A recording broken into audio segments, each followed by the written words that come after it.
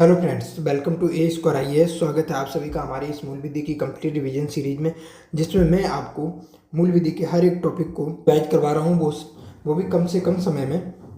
यदि आपने अभी तक मेरी पिछली वीडियो नहीं देखे हैं तो फिर जाके देख लीजिए, और आपने अभी तक चैनल को सब्सक्राइब नहीं किया है तो सब्सक्राइब करके रख लीजिए, जिससे कि मेरी आने वाली हर एक वीडियो आप तक सही समय तक पहुँचती रहे।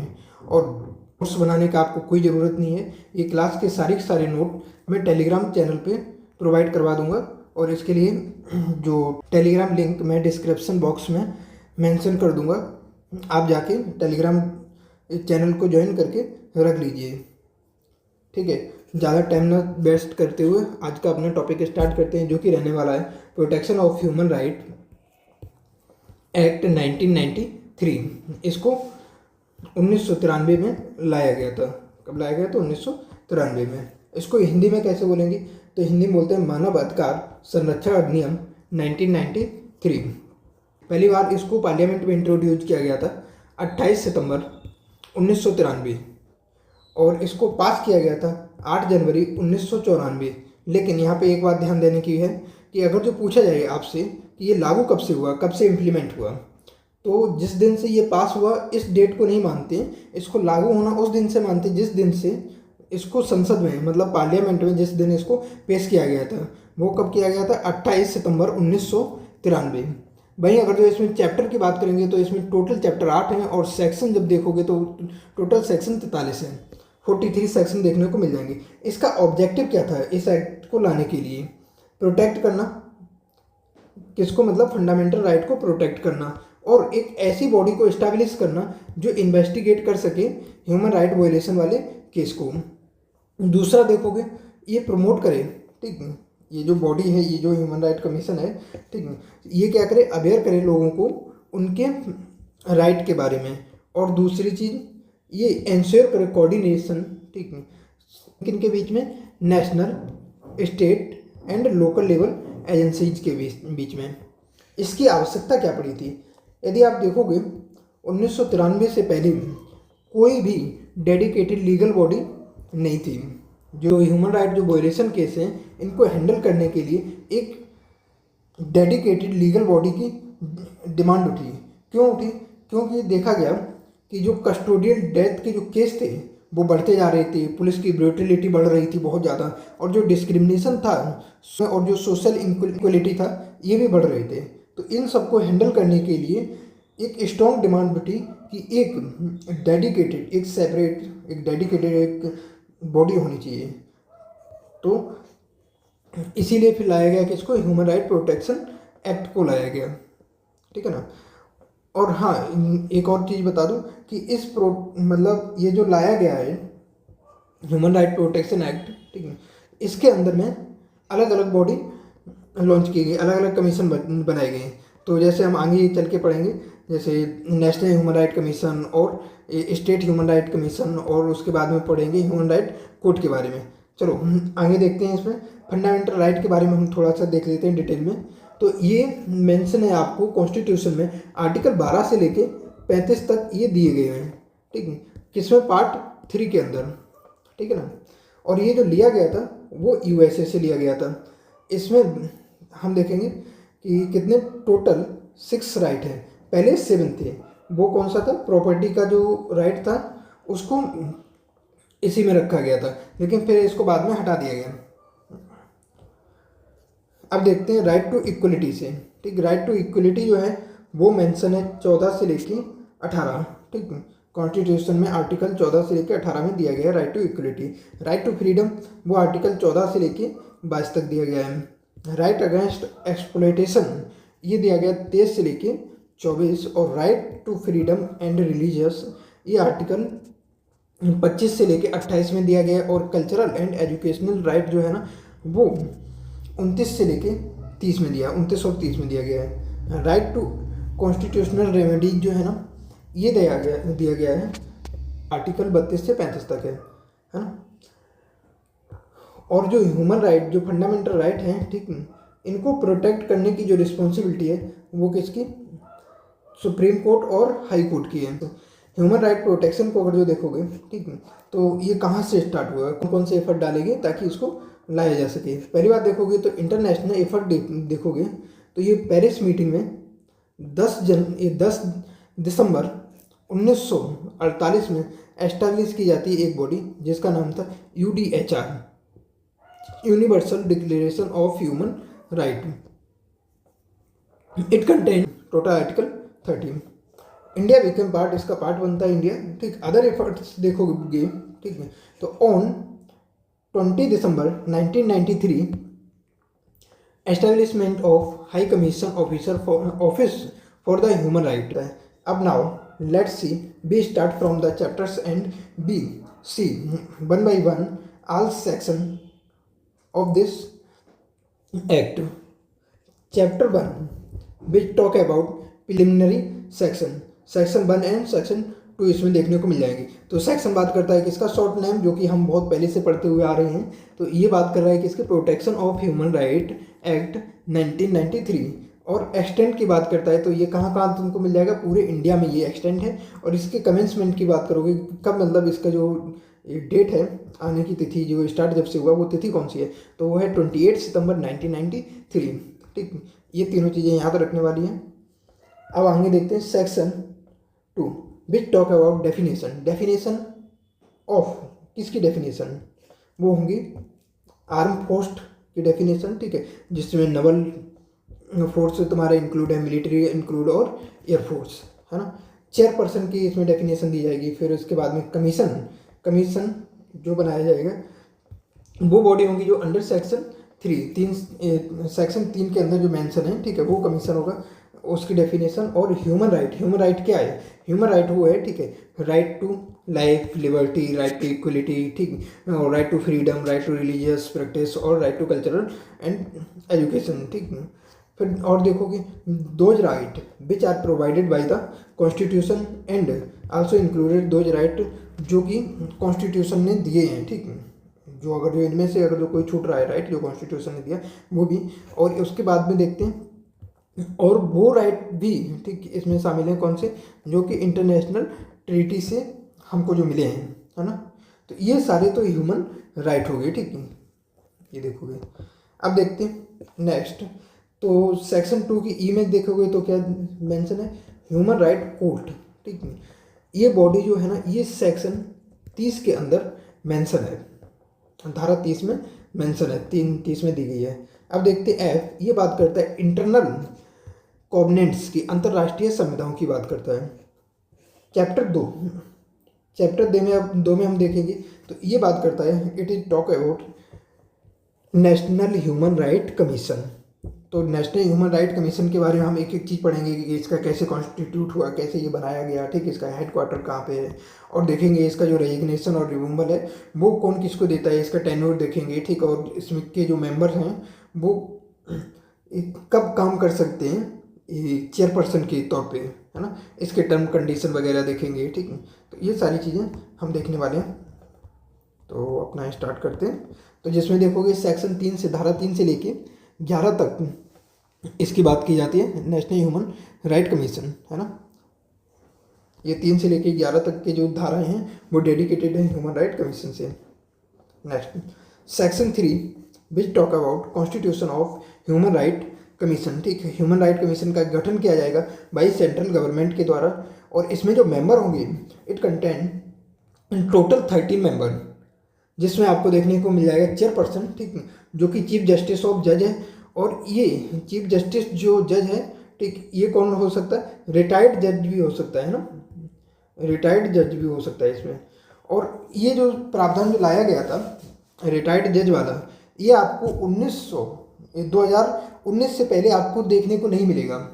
2019 के बाद में चेंज किया गया, उसके बाद में लाया गया कि उसके बाद में शामिल किया गया कि जो रिटायर्ड जज होंगे वो भी इसमें शामिल होंगे, ठीक है। सिर्फ इसके ही नहीं, अगर यदि स्टेट कमीशन राइट की भी बात करोगे तो उसमें भी रिटायर्ड जज को शामिल किया गया, ठीक है ना। फिर इसके देखते हैं 5 फुल टाइम मेंबर, वो कौन कौन से होंगे। एक तो जज होगा किसका, सुप्रीम कोर्ट का, एक चीफ जस्टिस होगा हाई कोर्ट का, और वो लोग होंगे जिनके पास में नॉलेज होगा, ठीक है, और जिसमें से एक लोग मैंडेटरी है कि वुमेन होनी चाहिए, जिसमें एक वुमेन होनी चाहिए, क्योंकि ये 3 लोग हैं ना, तो इनमें से एक वुमेन तो जरूरी होनी चाहिए। और ये भी चेंज 2019 के जो अमेंडमेंट एक्ट जो आया था उसमें ये भी चेंज किया गया था। अब देखते हैं इसमें डीम्ड जो चेयरपर्सन है वो कौन कौन से हैं। 7 डीम्ड चेयरपर्सन है, वो नेशनल कमीशन के हो सकते हैं, SC ST और वुमेन, ठीक, और चिल्ड्रन राइट हो गए, है ना, और माइनॉरिटी राइट, तो ये सारे हैं। अब इसमें हेडक्वार्टर देखोगे तो इसका हेडक्वार्टर दिल्ली में है। और सेक्शन अब 4 की बात करते हैं, ये बात करता है अपॉइंटमेंट की, ठीक, जो चेयरपर्सन हैं और उसके जो मेंबर हैं उनको अपॉइंटमेंट कौन करेगा, वो प्रेसिडेंट के द्वारा अपॉइंट किए जाएंगे on the recommendation of committee. एक कमेटी बनाई जाएगी, ठीक है, जिसमें जिस कमेटी के जो चेयरमैन होंगे वो PM होंगे, ठीक है। तो जिस कमेटी में कौन कौन PM होंगे, speaker of Lok Sabha and home minister होंगे, और leader of opposition in both houses, जो लीडर ऑफ अपोजिशन है ना, ठीक है, दोनों हाउसेस के, और deputy chairperson of Rajya Sabha, Rajya Sabha के डिप्टी चेयरपर्सन होंगे। इनके रिकमेंडेशन पे क्या किया जाएगा, अपॉइंटमेंट किया जा सकता है। Now let's see section 5, it talk about resignation and removal, ठीक है।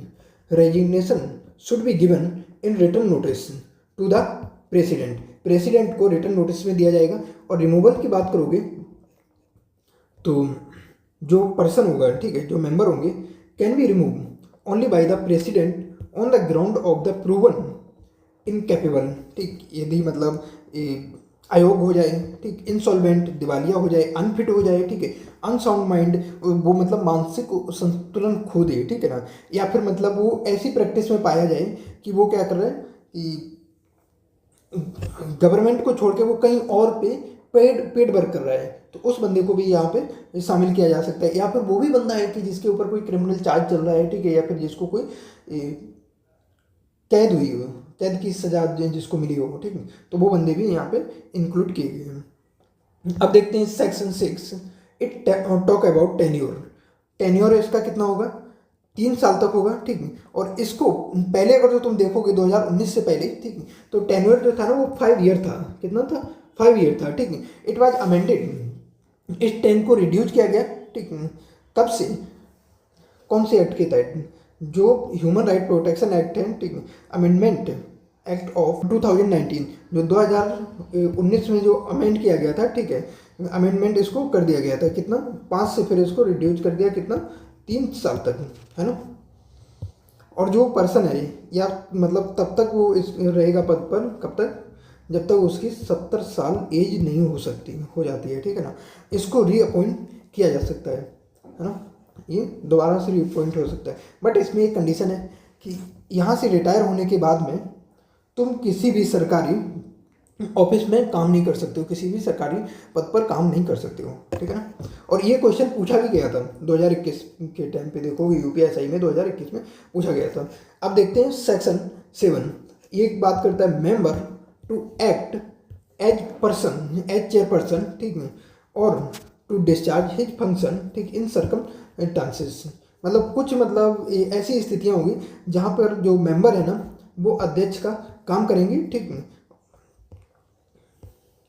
अब नेक्स्ट देखते हैं, next section 8, it talk about term and condition, ठीक, इसमें टर्म और कंडीशन देखते जाएंगी, नियम और शर्तें, ठीक, क्या नियम और शर्त होंगी उसकी सर्विस की।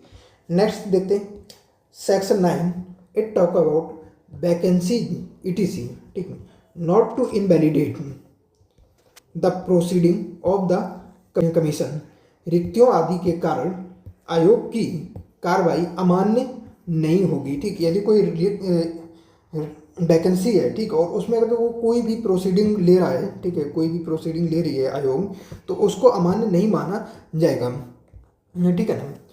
और आप लोगों को बता दूं, ये बहुत ध्यान देने वाली बात है यहाँ पे कि ये जो जितना आप सेंटेंस देख रहे हो ना, ये गवर्नमेंट डॉक्यूमेंट से मैंने लिया है, ठीक। Now let's see next section, section 10, it talk about procedure to be regulated by the commission, प्रक्रियाएं, ठीक है, वो प्रक्रियाएं जो विनियमित की जाती हैं किसके द्वारा, आयोग के द्वारा। सेक्शन 11 ये बात करता है officer and other staff of the commission, ठीक है, कमीशन के जो ऑफिसर और दूसरे स्टाफ की बात करता है। तो अब तुम देखोगे कि सेक्रेटरी जनरल जो होगा, वो कौन रहेगा? ऑफिसर, मतलब जो ऑफिसर होगा सेक्रेटरी रैंक का at central level, central level पे सेक्रेटरी रैंक का जो ऑफिसर है ना, ठीक, वो इसका सेक्रेटरी जनरल होगा, इससे नीचे रैंक का नहीं होना चाहिए, है ना। इन्वेस्टिगेशन ऑफिसर देखोगे तो डीजीपी होगा, डायरेक्टर जनरल ऑफ पुलिस, है ना। नेक्स्ट अब देखते हैं हम अगली धारा, वो अगला चैप्टर, चैप्टर 3 जो बात करता है फंक्शन और पावर की, ठीक है। नेशनल ह्यूमन राइट कमीशन के फंक्शन और पावर क्या क्या होंगे।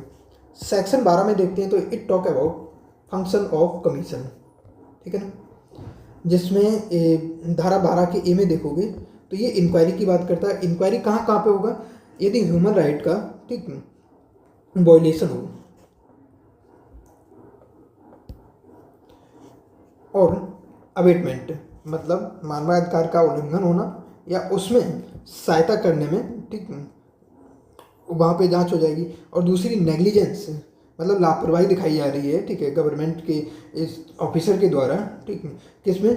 प्रिवेंट करने में, ऐसे वॉयलेशन से बचाने में, ठीक, इस प्रकार का कोई अगर उल्लंघन हो रहा है उस उल्लंघन को से बचाने के लिए गवर्नमेंट के जो ऑफिसर हैं, ठीक, जो लोक सेवक हैं, उनकी लापरवाही में ये जांच कर सकता है। अब देखते हैं बी बात करता है इंटरवीन, ठीक, तो ये जो कमीशन है ये इंटरवेन कर सकती है। कब कर सकती है? ये जो प्रोसीडिंग चल रही है किसमें? कोर्ट के अंदर, ठीक, कोर्ट के अंदर जो प्रोसीडिंग चल रही है, ठीक है, जो कि रिलेटेड है ह्यूमन राइट वायलेशन से। लेकिन यहाँ एक चीज़ ध्यान देने वाली है कि वो जो इंटरवीन करेगा कब? कोर्ट के अप्रूवल के बाद में, ठीक, कोर्ट की अनुमति लेने के बाद में, ठीक, फिर वो इंटरवीन करेगा। तब तक इसमें दखल नहीं कर सकता है। जो भी केस चल रहा है ना ह्यूमन राइट से रिलेटेड कोर्ट में, ठीक, उस पर ये इंटरवीन नहीं कर सकता है। अब देखते हैं जी में, ठीक, तो 12 के जी में कहाँ पे? Promote research in the field of human right, ठीक, मानवाधिकार क्षेत्र में शोध बढ़ाना और स्प्रेड करना है ह्यूमन राइट लिटरेसी को, मानवाधिकार शिक्षा को बढ़ाना, है ना। और आई में यदि आप देखोगे तो ये एनकरेज करता है effort of the NGO in the field of human right, है ना, मानवाधिकार के क्षेत्र में, ठीक है, एनजीओ जो है ना उसके प्रयासों को बढ़ावा देता है। और जे में देखोगे तो जे में आपको क्या देखने को मिल जाएगा? Other function related to human right, है ना। तो अब नेक्स्ट अगला सेक्शन देखते हैं, सेक्शन 13, धारा 13, ये बात करता है किसकी? Powers relating to the inquiry, है ना, जांच संबंधी आयोग की शक्तियाँ, ठीक है ना। इसके पास, ठीक है, it have all the power of civil code, जो सिविल कोड की जितनी भी पावर है वो सारी की सारी इस कमीशन के पास में है। तो क्या कौन कौन सी पावर है? पावर टू समन, ठीक है, और दूसरी ये पावर है कि डॉक्यूमेंट को प्रोड्यूस करवाने की पावर, ठीक है, वो बोल सकता है कि डॉक्यूमेंट को प्रोड्यूस करवाओ, इसकी पावर। और receiving evidence on the affidavit, जो एफिडेविट जो फाइल किया गया है ना उस पर एविडेंस को रिसीव करने की पावर है इसके पास में। Now let's see section 14, it talk about investigation, सिर्फ जांच की बात करता है। सेक्शन 15 में देखोगे तो ये किसके? Statement made by the person, ठीक है, टू कमीशन, जो आयोग के समक्ष, ठीक है, लोगों द्वारा जो बयान दिए गए हैं उनकी बात करता है, ठीक है ना, उनको रिकॉर्ड किया जाएगा किसमें? सेक्शन 15 में। अब देखते हैं सेक्शन 16, ठीक है, तो धारा 16 देखते हैं। 16 ये क्या बोलते हैं? Persons likely to be prejudicially affected to be heard, ठीक है, जिन व्यक्तियों पर प्रतिकूल मतलब बुरा प्रभाव, ठीक है, पड़ने की संभावना है उन्हें अपनी बात रखने का अवसर दिया जाना चाहिए। ये इसकी बात कर रहे हैं, है ना। अब देखते हैं अगला चैप्टर, ठीक है, पार्ट 4, ये बात करता है कि इसकी प्रोसीजर की बात करता है। जो नेशनल ह्यूमन राइट कमीशन है उसकी प्रोसीजर्स क्या क्या होंगी। तो सेक्शन 17 जो है ना ये बोलता है इंक्वायरी इनटू कंप्लेंट, ठीक, शिकायतों की जांच करना, ठीक, शिकायतों में जांच करना। और सेक्शन 18 जो है ना ये स्टेप्स की बात करता है कि कौन कौन से स्टेप लेगा, ठीक है, आफ्टर इंक्वायरी, ठीक, इंक्वायरी करने के बाद में या फिर उसके दौरान वगैरह कौन कौन से स्टेप उठाए जाएंगे। To make payment of compensation, compensation दिया जाएगा किसको, जो विक्टिम होगा उसको, ठीक है। इनिशिएट करेगा प्रोसीडिंग। यदि आप देखोगे कि इसने कंपनसेशन कितना अभी तक दिलवा चुका है, तो इसका कंपनसेशन 200 करोड़ से प्लस का इसने कंपनसेशन दिलवाया है विक्टिम्स को, ठीक है ना। ये इसकी अचीवमेंट है। तो अब देखते हैं इसके 12 में 18 के बी में देखते हैं, ठीक है। सुप्रीम कोर्ट और हाई कोर्ट को अप्रोच करने की बात करता है। डी में देखते हैं ये क्या बोलता है, provide a copy of inquiry report, ठीक है। जो इंक्वायरी रिपोर्ट जो है ना, ठीक है, जो हुई है इंक्वायरी रिपोर्ट, ठीक है, उसकी कॉपी को प्रोवाइड किया जाएगा किसको, पैटिशनर, जिसने पैटिशनर फाइल की है ना, उसको इंक्वायरी की कॉपी दी जाएगी।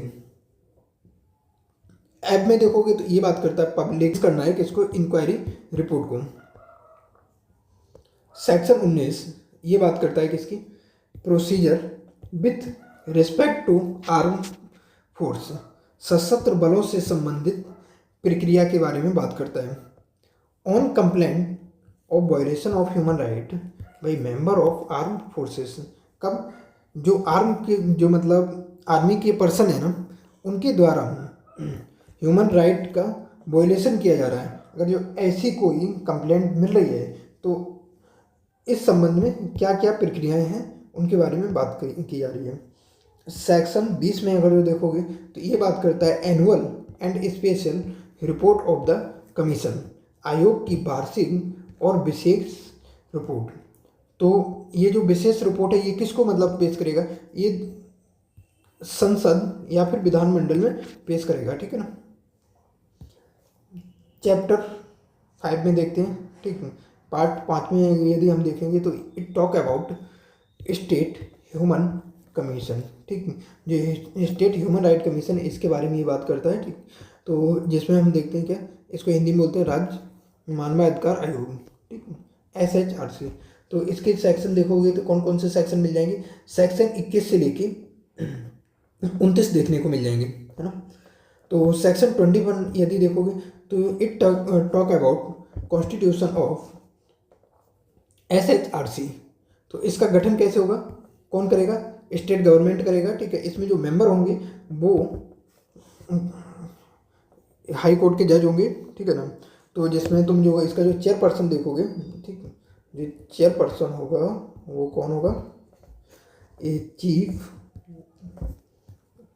जस्टिस ऑफ हाई कोर्ट का चीफ जस्टिस होगा। वेदर ही और सी कैन बी रिटायर्ड और प्रेजेंट, ठीक है, रिटायर्ड हो सकता है या फिर एट पोस्ट पे हो सकता है ना। और अदर मेंबर में देखोगे तो हाई कोर्ट के तो जज होंगे, उसके बाद में अदर जजेज होंगे। चेयरपर्सन इन यूपी, ठीक है, HRC Uttar Pradesh human right commission का अगर जो चेयरपर्सन देखोगे तो कौन है, वो है बालकृष्ण नायर।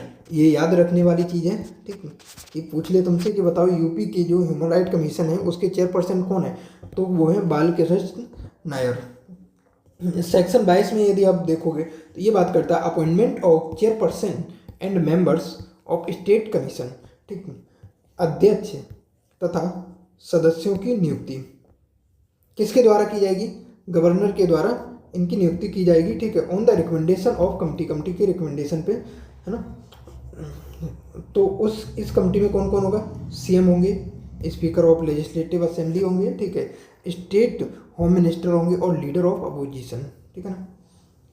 सेक्शन 23 में देखोगे तो it talk about resignation and removal of the member of state human right commission, है ना। तो ये रिटर्न नोटिस देंगे, ठीक है, किसको, गवर्नर को। और इसको जो रिमूव किया जा सकता है वो प्रेसिडेंट के ऑर्डर पे किया जा सकता है, ठीक है ना। कब, कौन कौन से ग्राउंड है, इंसॉल्वेंट हो, ठीक, मतलब दिवालिया, पेड एम्प्लॉयमेंट आउटसाइड, ठीक है, कि मतलब जो इस कमीशन को छोड़ के तुम कहीं और बाहर काम कर रहे हो, ठीक है, तो वहाँ पे तुम पेड एम्प्लॉयमेंट हो वहाँ पे, ठीक है, तो इस ग्राउंड पे तुमको रिमूव किया जा सकता है। अनफिट अगर जो तुमको मान लिया जाए या फिर जो प्रूव कर दिया जाए तब, और अनसाउंड माइंड मतलब अस्वस्थ मस्तिष्क, और सेंटेंस टू इम्प्रिजमेंट मतलब तुमको सजा हुई है जेल की, तो इस केस में कैसा क्या किया जा सकता है, मेंबर को रिमूव किया जा सकता है, ठीक है ना। Now let's see next section which is section ठीक है। 24 विच टॉक अबाउट टेन्योर। तो टेन्योर क्या होगी, ठीक है, इसके जो टर्म होगा वो कितना होगा, 3 साल होगा, ठीक है। अनटिल जो ऑफिसर है attend the age of 70 year, जब तक वो 70 साल तक की उसकी एज नहीं हो सकती है, हो जाती है, तब तक वो पद पर रह सकता है, ठीक है। इसको रीअपॉइंट किया जा सकता है ना। ऑफिस जो टर्म है, ऑफिस का टर्म खत्म होने के बाद में, ठीक है, एक बार सेवानिवृत्त होने के बाद में, ठीक है, वो इलिजिबल हो जाएंगे ये ऑफिसर, कहाँ पे, गवर्नमेंट के अंदर काम करने के लिए, ठीक है। अब देखते हैं next section, section 25 which talk about member to be act as chairperson. जो मेंबर हैं वो चेयरपर्सन के का काम करेंगे। सेक्शन 26 में देखते हैं, ठीक है। तो धारा 26 ये बात करता है कि इसकी टर्म एंड कंडीशन, ठीक, टर्म और कंडीशन क्या होगी सर्विसेज की। सेक्शन 27 में देखोगे तो ये बात करता है ऑफिसर एंड अदर स्टाफ की। तो इसमें तुम ऑफिसर देखोगे तो जो सेक्रेटरी होगा, ठीक, जो सेक्रेटरी जनरल जो इसका बनेगा, तो वो not below the rank of secretary of the state government. State government के जो सेक्रेटरी है उसके रैंक से नीचे का नहीं होना चाहिए। और जो इन्वेस्टिगेटिव स्टाफ जो होगा, ठीक है, not below the rank of IG, inspector general of police. अब देखते हैं सेक्शन 28, ये बात करता है एनुअल रिपोर्ट की, ठीक है, जिसको रेडी किया जाएगा और रेडी करने के बाद में सबमिट कहाँ पे करेंगे, स्टेट गवर्नमेंट के सामने इसको सबमिट किया जाएगा। अब अगली धारा देखते हैं सेक्शन 29, ये क्या बोलता है, application of certain provision relating to मतलब national human right commission to state commission. जो एप्लीकेशंस होंगी, ठीक है, सर्टेन प्रोविजंस की, ठीक है, जो कि ह्यूमन राइट, जो नेशनल ह्यूमन राइट कमीशन से हैं, ठीक है, वो स्टेट कमीशन पे लागू होंगी, ठीक है। तो अभी हिंदी में देख लेते, जो NHRC से संबंधित, ठीक, कुछ प्रावधानों का राज्य आयोग पर लागू होना। अब देखते हैं चैप्टर 6, ये बात करता है ह्यूमन राइट कोड की, ठीक है। तो ह्यूमन राइट कोड को एस्टेब्लिश किया जाएगा इसके अंदर। तो जिसमें हम देखेंगे सेक्शन 30 जो है ना, ये बात इसमें देखने को मिल जाएगा क्या, ह्यूमन राइट कमीशन के बारे में, ठीक है। तो इसको एस्टेब्लिश कौन करता है, constitution of human right commission, ठीक है, मेंशन अंडर द सेक्शन 13। इसको एस्टेब्लिश किया, इसको मतलब जो ये जो ह्यूमन राइट कमीशन है इसको एस्टेब्लिश किया जाएगा स्टेट के द्वारा। और कहाँ पे इसको एस्टेब्लिश किया जाएगा, ठीक है, इन ईच डिस्ट्रिक्ट, हर एक स्टेट डिस्ट्रिक्ट में इसको एस्टेब्लिश किया जाएगा। इसका ऑब्जेक्टिव क्या है, एक्सेलरेट, ठीक, बढ़ा देना किसको, procedure clearance over human right matter, ठीक है, ह्यूमन राइट मैटर से जो भी प्रोसीजर, जो प्रक्रियाएं हैं, ठीक है, उनको बढ़ा देना ताकि वो जल्दी जल्दी से खत्म हो। Session court bill got human right power. जो सेशन कोर्ट है, ठीक है, इसको ह्यूमन राइट पावर दी जाएंगी, ठीक। और ये क्वेश्चन ये पूछा गया था 2021 में पूछा गया था UPSC में। अब सेक्शन 31 के बारे में बात करेंगे। सेक्शन 31 ये स्पेशल पब्लिक प्रोसिक्यूटर की बात करता है, विशेष लोक अभियोजक की बात करता है, ठीक है। इसको अपॉइंट किसके द्वारा किया जाएगा, स्टेट गवर्नमेंट के द्वारा। और स्टेट एडवोकेट जो है ना, इसमें मतलब जो प्रोसिक्यूटर होगा वो कौन होगा, स्टेट एडवोकेट होगा, ठीक है, जो कम से कम, ठीक है, जिसने प्रैक्टिस किया हो, ठीक, प्रैक्टिस में हो कब से 7 साल से, कम से कम 7 साल से प्रैक्टिस में हो, ठीक है, तो उसको अपॉइंट किया जाएगा प्रोसिक्यूटर की तरह। अब देखते हैं नेक्स्ट चैप्टर 7, जो कि बात करता है फाइनेंस, अकाउंट एंड ऑडिट की। हाँ, तो सेक्शन 32 में देखेंगे grants by the central government, ठीक है, NHRC को दिया जाएगा। तो ह्यूमन राइट, वो नेशनल ह्यूमन राइट कमीशन को केंद्र द्वारा अनुदान प्राप्त करवाया जाएगा। भाई यदि देखेंगे सेक्शन 32, ये बात करता है कि इसकी ग्रांट्स, ठीक है, किसके द्वारा दिया जाएगा, स्टेट गवर्नमेंट के द्वारा दिया जाएगा, स्टेट ह्यूमन राइट कमीशन को, है ना। सेक्शन 34 धारा 34 में देखोगे तो अकाउंट्स एंड ऑडिट की बात करता है, ठीक है, लेखा एवं लेखा परीक्षा। किसकी लेखा परीक्षा की बात होगी, नेशनल ह्यूमन राइट कमीशन। अब देखते हैं अगला, हाँ, अब जैसे इसमें जो 35 है, 35 ये अकाउंट और ऑडिट की बात करता है, बट ये बात करता है कि इसकी स्टेट ह्यूमन राइट कमीशन, ठीक है ना। अब देखते हैं चैप्टर 8। चैप्टर 8 मतलब लास्ट चैप्टर हमारा ये रहने वाला है। ये बात करता है मिसलिनियस की बात करता है, ठीक है, जिसमें देखोगे सेक्शन 36 से लेके 43 तक मिसलिनियस ये दिया गया है। तो सेक्शन 36 में देखेंगे हम, it talk about matters not subject to jurisdiction of the commission, ठीक है, वह मैटर, ठीक है, जो कमीशन की, ठीक है, कमीशन की जुरिडिक्शन, ठीक, उसके जुरिडिक्शन से बाहर के जो मैटर है ना उनके बारे में बात करता है। सेक्शन 37 में देखोगे, धारा 37, तो ये बात करता है constitution of special investigation team. एक स्पेशल इन्वेस्टिगेशन टीम की गठन किया जाएगा किसके, सेक्शन 37 के अंदर। अब देखोगे सेक्शन 38, ठीक, धारा 38 में देखोगे तो ये बात करता है protection of action taken in good faith, ठीक, बाय द पब्लिक ऑफिसर, ठीक, बाय द गवर्नमेंट ऑफिसर, ठीक। तो गवर्नमेंट ऑफिसर के द्वारा जो पब्लिक वेलफेयर में एक्शन लिया गया है, ठीक, उसको प्रोटेक्ट करने की बात करता है। नेक्स्ट देखेंगे सेक्शन 39, तो ये बोलता है कि members and officers to be public servant. जो मेंबर और ऑफिसर होंगे, ठीक है, वो कौन, पब्लिक सर्वेंट होंगे। सेक्शन 14 यदि देखोगे तो ये बात करता है power of central government to make rule. Central government के पास में पावर है, ठीक है, किसकी, रूल को बनाने की, ठीक है। तो सेंट्रल गवर्नमेंट किस में मतलब रूल बनाएगी, नेशनल ह्यूमन राइट कमीशन में, ठीक है ना। और वहीं जैसे 41 देखोगे, सेक्शन 41, ये स्टेट गवर्नमेंट को देता है पावर, ठीक है, रूल बनाने की, ठीक है, किसमें, स्टेट ह्यूमन राइट कमीशन में, ठीक है ना। सेक्शन 42 देखोगे तो ये बात करता है पावर टू रिमूव डिफिकल्टीज, ठीक है, ये जो मतलब डिफिकल्टीज है उनको रिमूव करने की पावर देता है।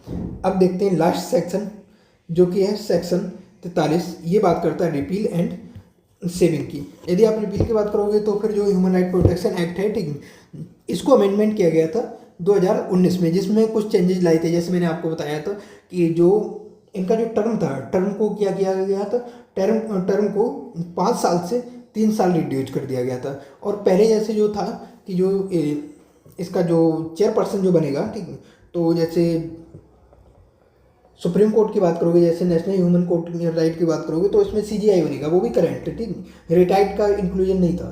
तो 2019 के बाद में रिटायर्ड जज भी शामिल किए गए इसमें, ठीक है ना। तो ये क्लास हमारा पूरा अपना कंप्लीट होता है। होप आपको ये क्लास अच्छा लगा होगा। यदि आपको अच्छा लगा तो आप अपना फीडबैक मुझे ज़रूर से ज़रूर कमेंट सेक्शन में दीजिए, ठीक, जिससे कि मेरे को एक आइडिया लगे कि हाँ आप लोगों को ये सेशन कितना पसंद आ रहा है। और ये हैंड रिटन नोट चाहिए, यदि आपको चाहिए तो उसके लिए आप टेलीग्राम चैनल को ज्वाइन करके रख लीजिए, जिसका नाम है A2IAS, ठीक है ना। और इस वीडियो को जितना से जितना हो सके उतना अपने फ्रेंड सर्कल में सर्कुलेट कीजिए, ताकि मैं ऐसी वीडियो और बनाता रहूं। और थोड़ा सा आप लोगों की अभी इनिशियल फेज में आपकी सपोर्ट की बहुत बहुत ज़रूरत है। तो आप लोग अपना सपोर्ट दिखाते रहिए और जितना हो सके उतना इसको सर्कुलेट कर दीजिए और उस चैनल को सब्सक्राइब कर लीजिए। Thank you for watching this video. Leave your valuable comment in the comment section. मिलते हैं नेक्स्ट वीडियो में, तब तक के लिए टेक केयर।